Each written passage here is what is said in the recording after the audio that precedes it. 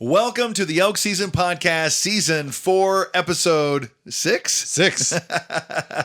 Today is March 20th, 2025. We are 162 days away from Elk Season. Oh, it's getting close. What's that? It's getting close. It's getting close. Only 160 days. We are the Chambers Brothers. My name is Harold. I'm David. And today on the Elk Season Podcast.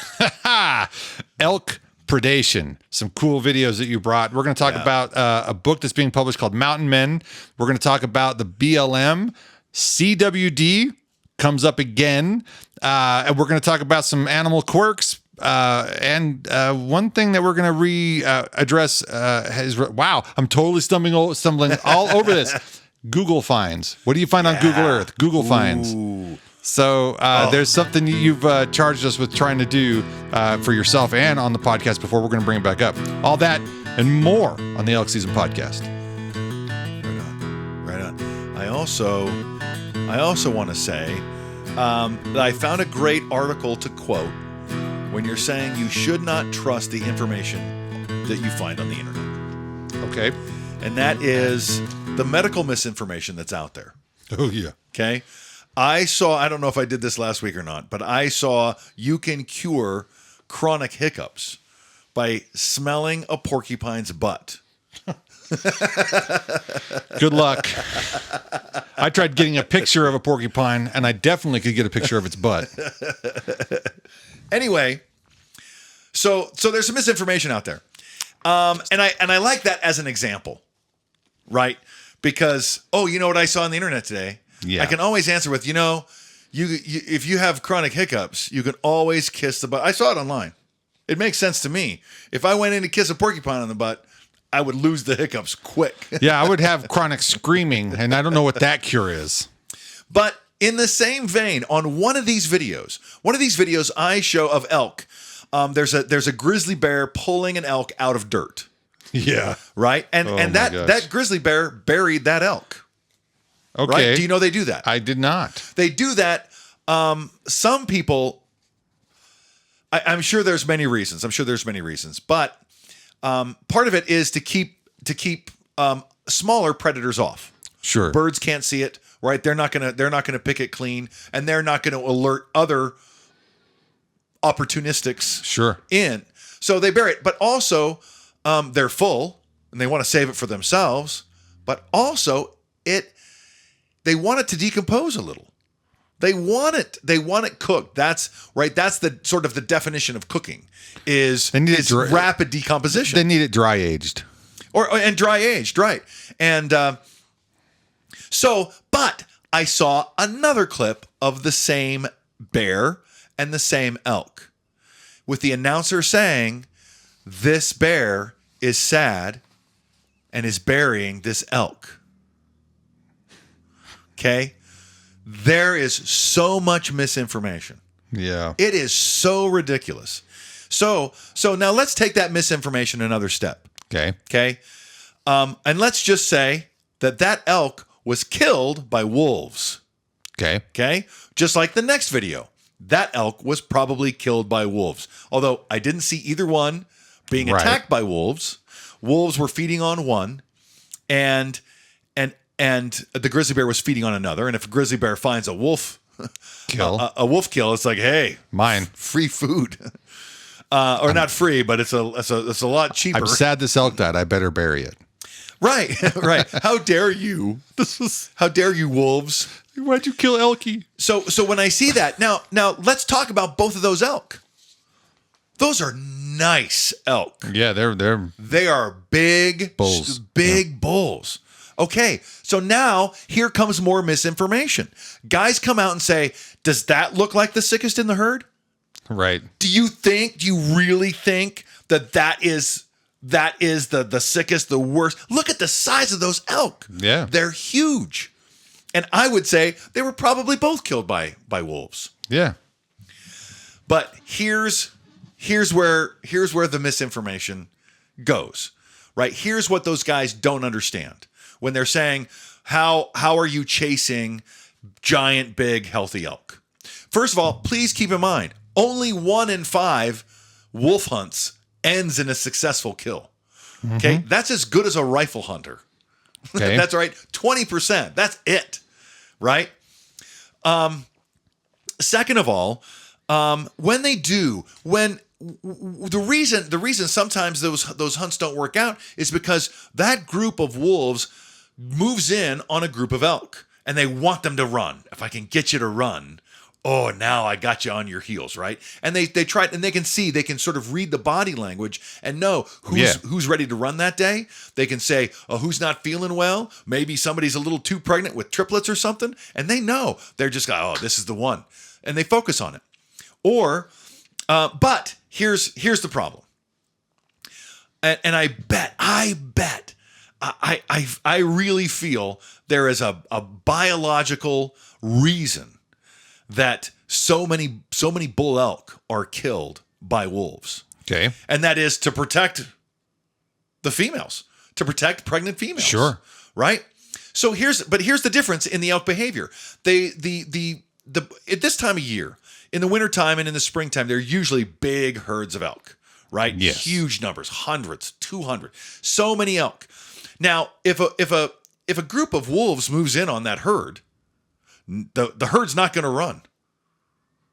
They're not going anywhere. They feel safe.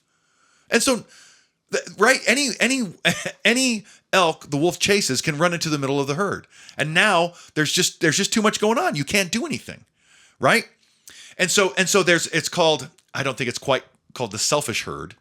It's a different principle. There's like herd immunity, right? If everybody's had the sickness, then we have this herd immunity. But there's also the selfish herd, and that is if the group of us is big enough, then the chances of any one of us dying is so much lower. Yeah, and it's called the selfish herd.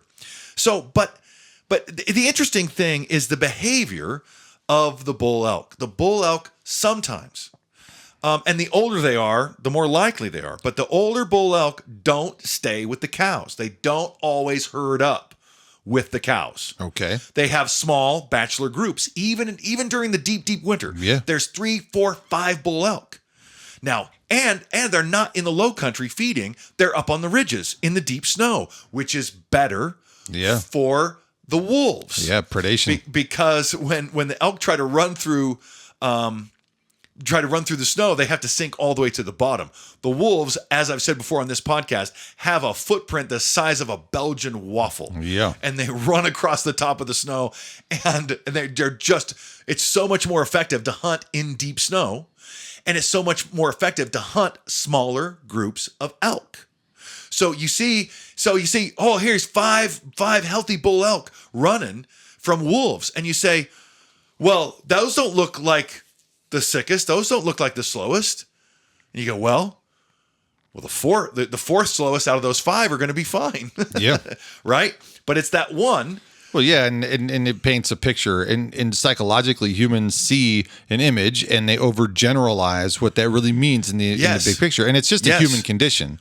So I don't want to take away the frustration many hunters feel, but I want to encourage the consideration of what's really going on, because there's so many other factors that also pop in my mind. To not to disqualify myself here, I'm not a biologist, but me either. But like many people out there trying to self-educate on to understand something, but I think we try to really promote that idea of staying open and objective to all sides. Yes, wolves predate elk. I've actually known that for a long time. Learned it surprisingly from a biologist, a PhD biologist. Yeah. At the college I attended. At ISU? No, CSI. Oh, okay. Elk is wolf's primary focus if they're around. Oh, yes. Yes. I've known that since I took that class in 2003. So I've appreciated that, and I've thought differently about wolves since then, since that class. But mostly trying to make sure I don't just stick to one side of the issue, trying to be more open to. But also the videos. You show me a video, I go, well, where is this actually at? Where do you have the opportunity to catch a grizzly killing an elk? And so if you have an ecosystem with high numbers of things, talking about like Yellowstone. Yes, so of course. Misinformation can be further peddled because somebody gets a snapshot of something that's in a place where it's likely going to happen more than others, and use that to fuel the debate against something that's happening elsewhere. And so, among other things, right? So, and it is much more emotional, even for me. to see a bigger bull killed than, oh, it's a cow or a calf. Yeah. Oh, sure, the wolf's got to eat too. Hey, easy on the bull. That one's mine. And not to mention, what I don't know about elk behavior, but also to play into that card to what I believe I know, and if you might know more. So I will say I'm limited to whether or not my understanding is right. But especially in the wintertime, when you have bulls, not necessarily with the herd doing their things, they're not just in deeper snow. They're probably not getting the same kind of sustenance. Exactly. They're going to be weaker. So exactly. Plus, now think about the benefit for the unborn elk. Yeah. That provides. They're literally decoys. If you're tough enough to survive a winter in wolf country, they're literally decoys for the rest of the herd. Yeah. And there are precedents that show like spiders, right? Spiders that are eaten by the female after mating. Yeah. You're like, it gives a better survival chance for the babies. It's all about reproduction. It's always about reproduction. And so survival of the fittest only means you need to be fit enough to reproduce. Yeah. It's not the fittest get to reproduce. You have to be fit enough to reproduce and make it to reproduction. After reproduction years, and those older bulls deep in the backcountry are in their prime reproductive years or post reproductive years. So they might even have trouble with some of the bigger younger bulls coming up. Anyways, I bet there's precedent. I'm not a biologist. Please do not mistake my enthusiasm for expertise. Love that saying. I've started to say it more. I get very excited about stuff, and I sound like I know what I'm talking about, and maybe I don't. Something else I think I know about, but I don't know a whole lot about it. Well, interestingly enough, the article that we're segueing to here talked about animal predation helping weed out CWD in a population of animals. But one of the things that I'm increasingly more concerned over is the lack of data or information about CWD's transmission, how it works. Is that even out there? I speculated just before the podcast, is it because we're coming to this game late and so that information was already provided and we keep catching stories that are headed in different directions? So it sounds to me like we do have some more digging to do. I at least probably should, because I seem to be the one that's really like picking up on this. Like, well, what is this CWD stuff? And so I found an article on CWD that provides a really cool map of the different areas in the United States where CWD exists. Wow. And so here, including here in Idaho, almost all of Wyoming. Okay. Most of Montana. Yeah. So it's kind of interesting to see where and how it sort of shows up. There's actually a picture of a big old bull that's really, I would imagine, because one of the questions you brought up before the podcast was, where are the live animals of CWD and how do you know the CWD killed it? I think that's a great question. What a great question, right? Because this bull that's in this picture, he's going to die from whatever is infecting him and they're just going to point to CWD. I mean, if it wasn't CWD, obviously they would point to that, but what is it that it's definitive about CWD being that primary thing? So anyway, there's just so many questions. How many tests on live large ungulates have they done on CWD? Right, and that's why I lamented last year when I talked about them culling that entire herd of whitetail deer in Texas, right, without taking the opportunity to have an isolated population and study it and understand it better. Yeah, but I'm not.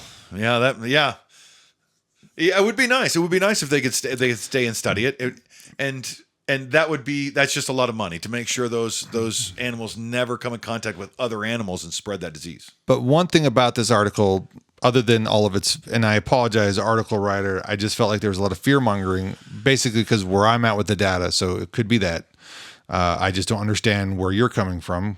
But this talked about how once it gets into a population, CWD into deer populations, and it starts to have its effect, the death rate of the herd will outpace the birth rate due to this, apparently. So that seems a little bit more concrete than other data points on CWD. Right. So it's still concerning.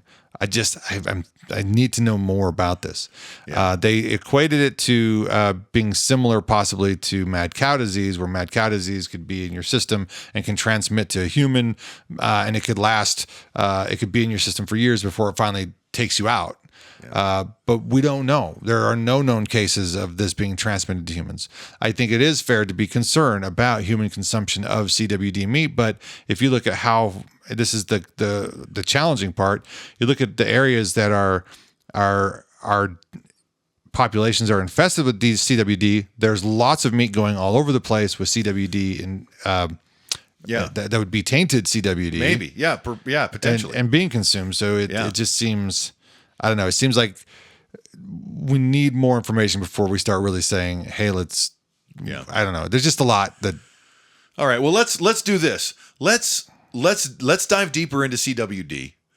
And let's find an organization that is studying CWD so we can announce it and say, hey, if you really care about CWD, here's a great organization that has great information on CWD, and you can donate, and it'll help big game populations around the world. But if they can answer some of these questions, I don't want to just find an organization just because they're studying it. What do you know about it? Right. If you're studying it, you might know something about it. But it's probably associated with the university. They better know something. Anyway.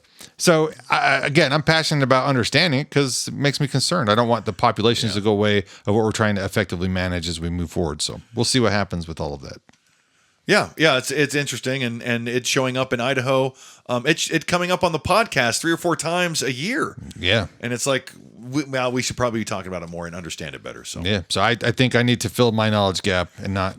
I don't want to be. I don't mean to come across as like stop fear mongering and all that. There's clearly a knowledge gap somewhere. Is it me? Is it with the research? I don't know, but I need to get to the bottom of it. It's probably me. Yeah. You're not supposed to agree with that. I'm just kidding. It's probably you. Yeah, it's probably me. You might have CWD.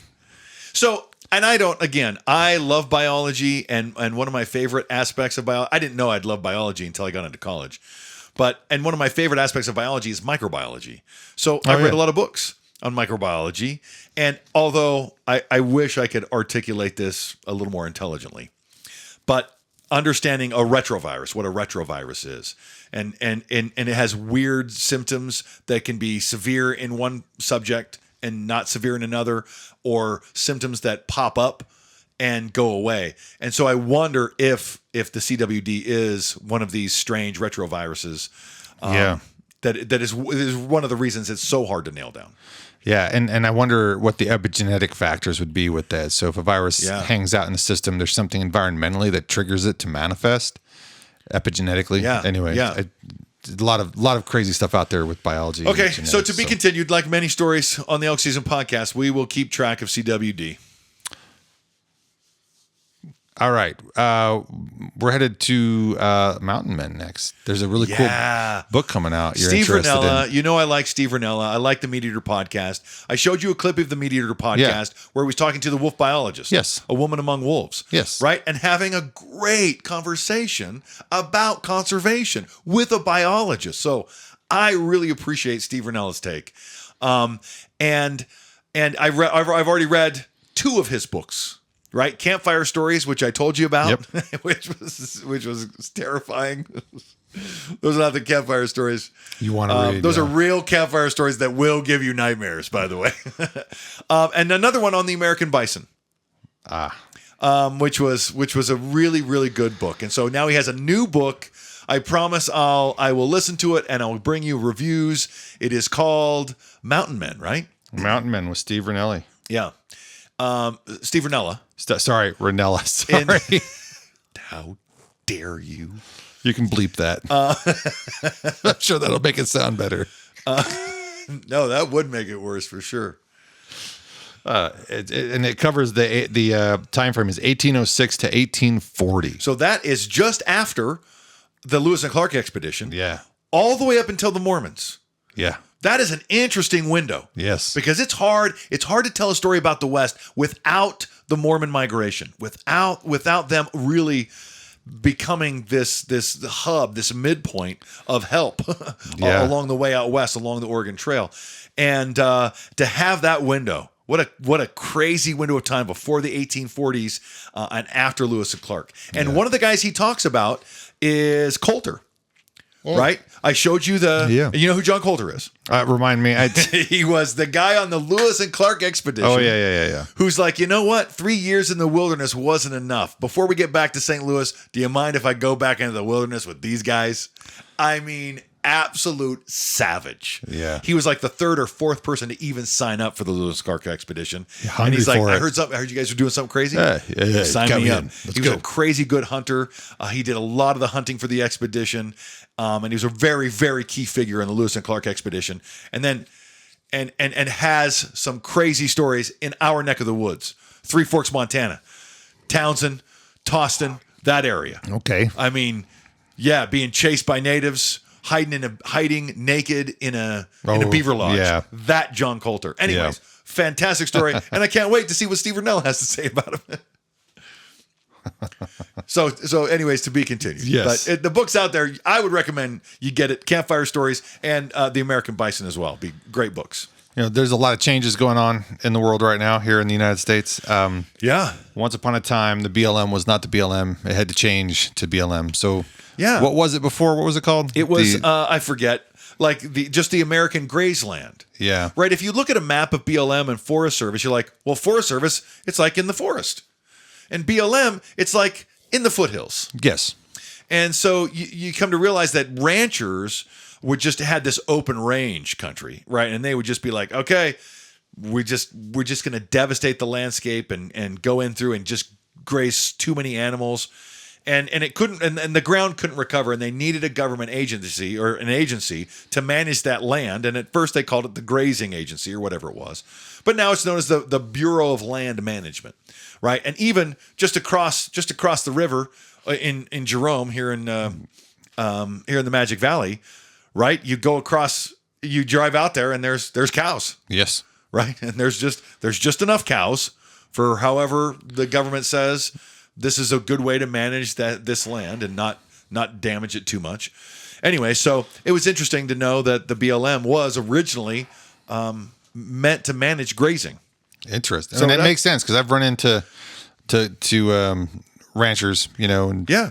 and Yeah, they talk about the lease rights that they have. Yeah, and that's what I was saying when I said how much of American beef do you think grazes on public land? And public land is BLM. BLM is public land, and there's a lot of grazing that goes on. We live out west, and so my guess would have been like 60%, right? Yeah, sure.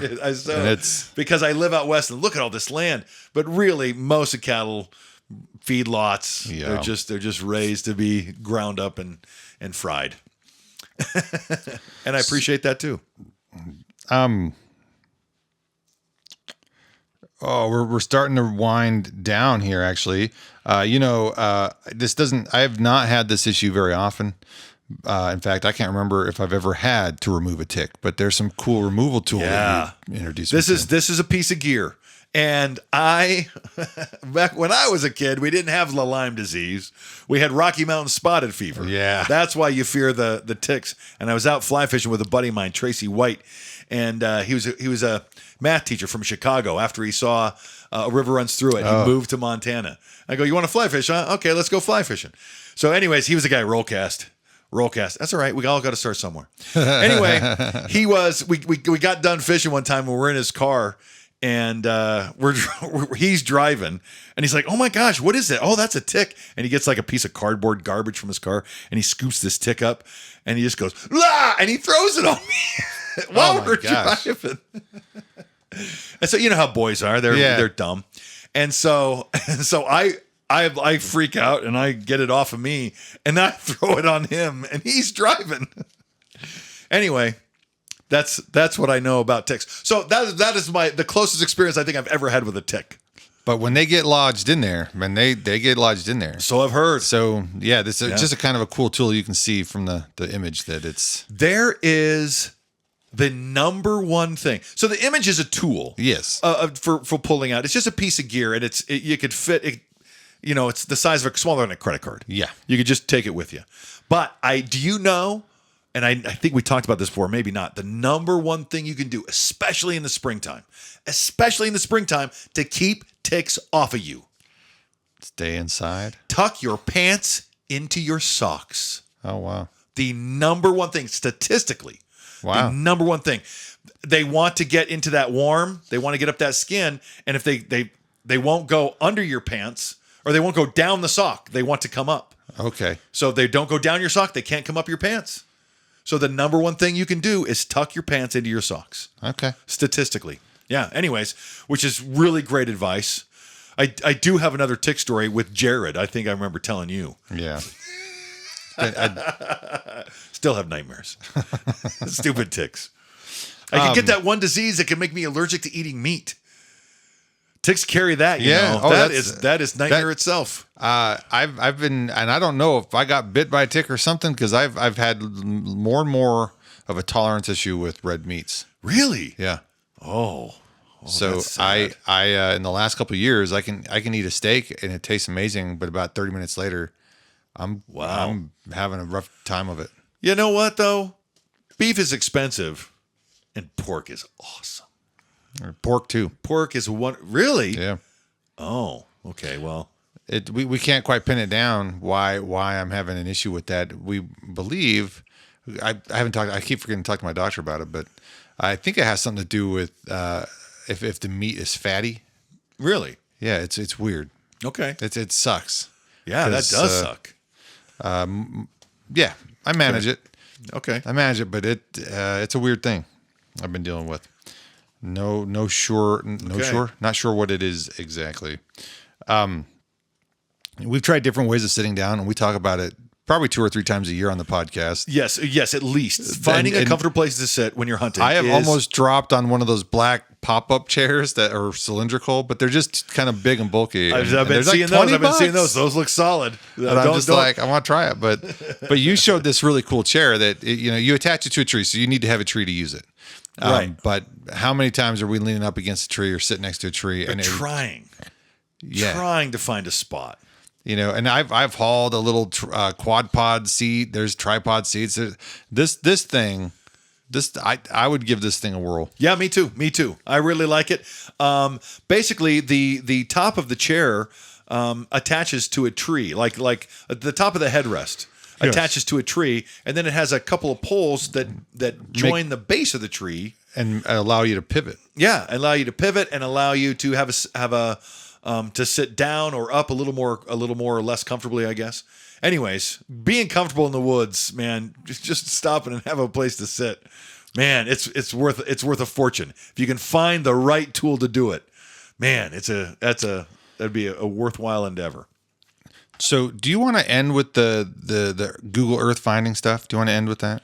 What else is there? Well, we've got the animal quirks, but I've got we've got 3 things tied into each other in terms of finding things. Okay. So I thought we start with if we go to the animal quirks real quick, sure, and then we can start talking about finding things. So sure. The animal quirks, you actually let me go back here, remind myself. One of the topics we cover on the Elk Season Podcast frequently is where the human habitation overlaps wild animal habitation. And there's a couple examples of that. One is a little bit more glaring. Where's the other one? Oh, yes. Sorry. Sorry, there it is. All right. The first one is definitely more part of it's all adaptation. Yeah. Because they have to adapt to their environment. The first one is not necessarily about human encroachment. It's just that humans caught an otter swimming, and it's under the ice. Under the ice, but poking its head up several times. Oh, it's so cool. It's so neat. You can watch him gain gain momentum in order to pop its head through the ice, and it knows how thick the ice is, and it just...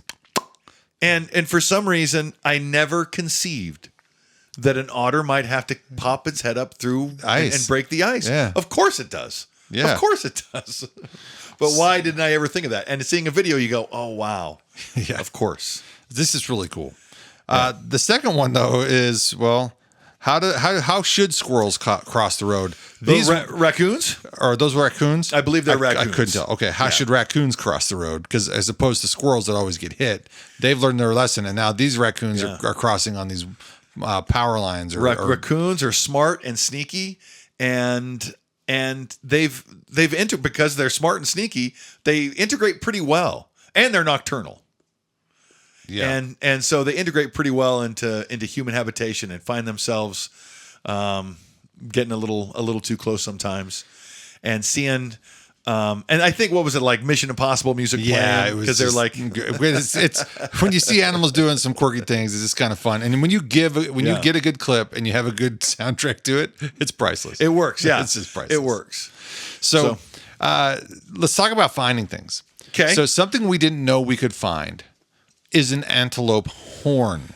Yeah. But it comes in the form of a sheath. So it's kind of like shedding an outer skin.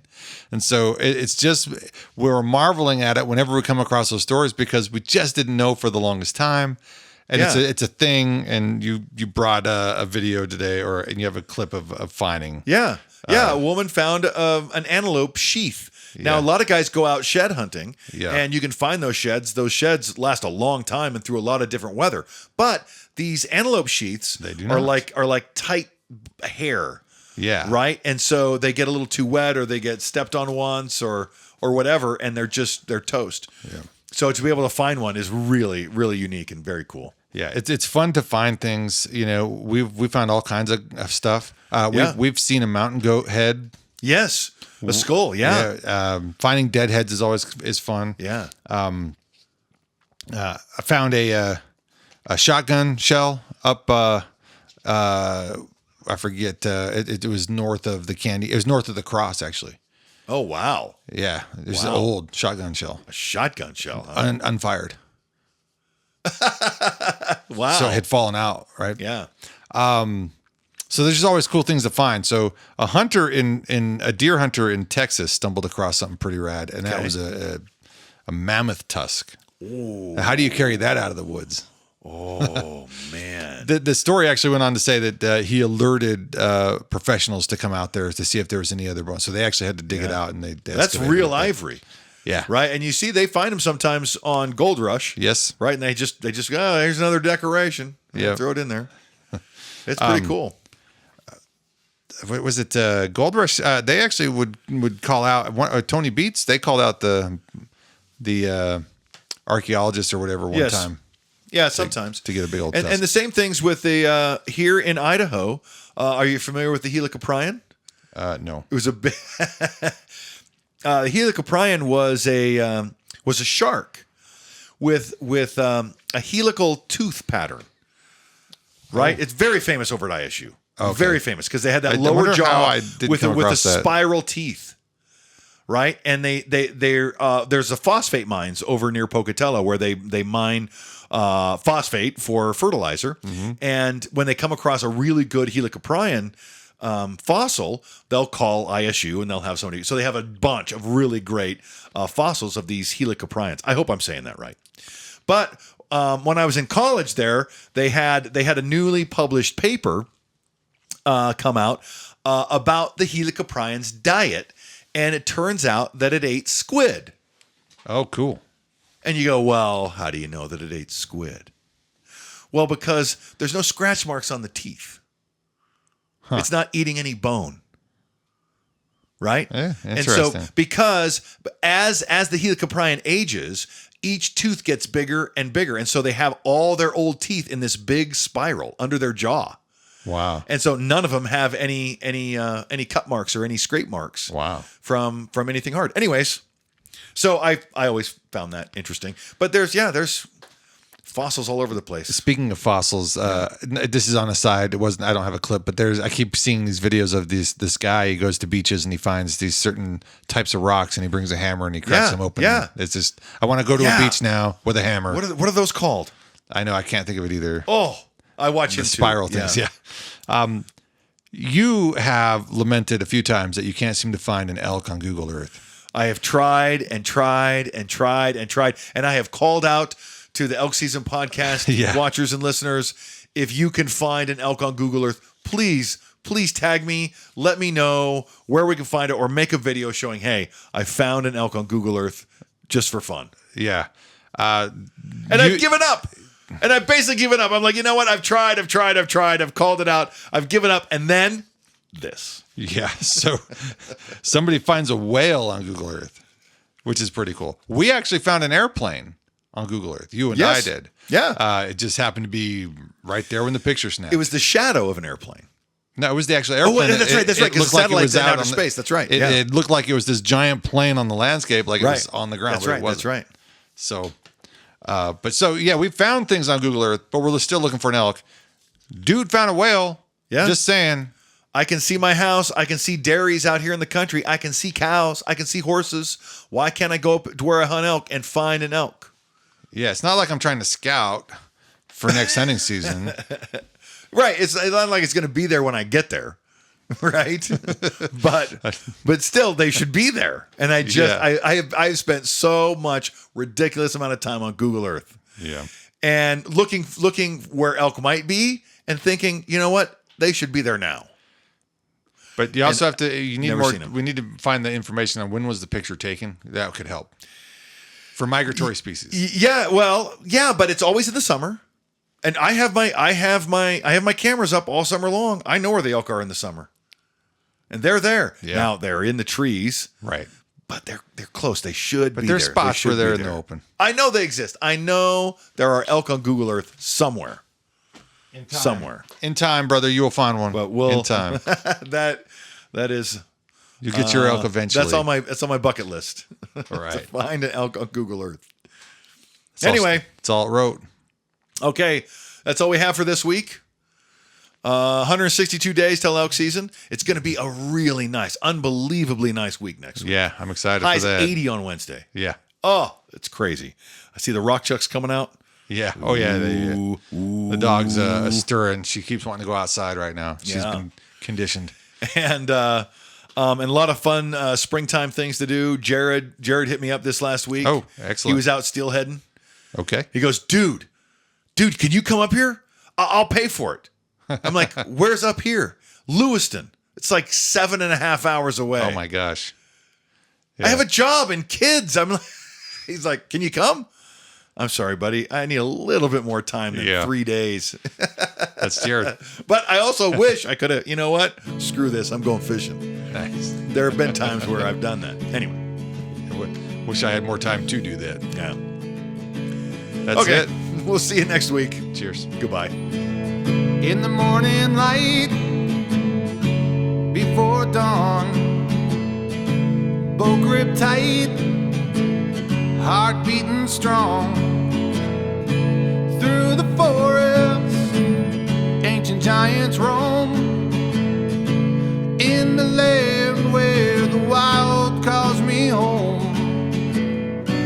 Through the whispering pines and the autumn breeze, driven by the chase, crisp air I breathe.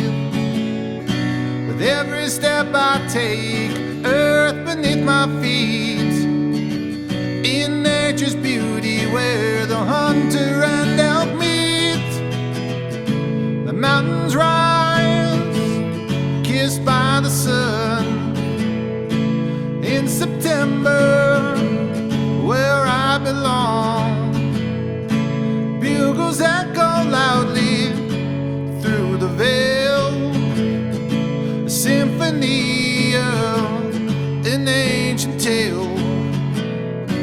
Through the whispering pines and the autumn breeze, driven by the chase, crisp air I breathe. With every step I take, earth beneath my feet. In nature's beauty where the hunter and elk meet. Silent as the morning mist, I travel on with careful grace. Every shadow, every sound surrounds me in this wild embrace. Challenge and the thrill, the patience and the skill. In the dance of life and nature, my heart's forever filled. As the sun sets, shadows long and deep, I find my place with the memories I keep. The chase and the beauty of a day gone by. Deep in the mountains,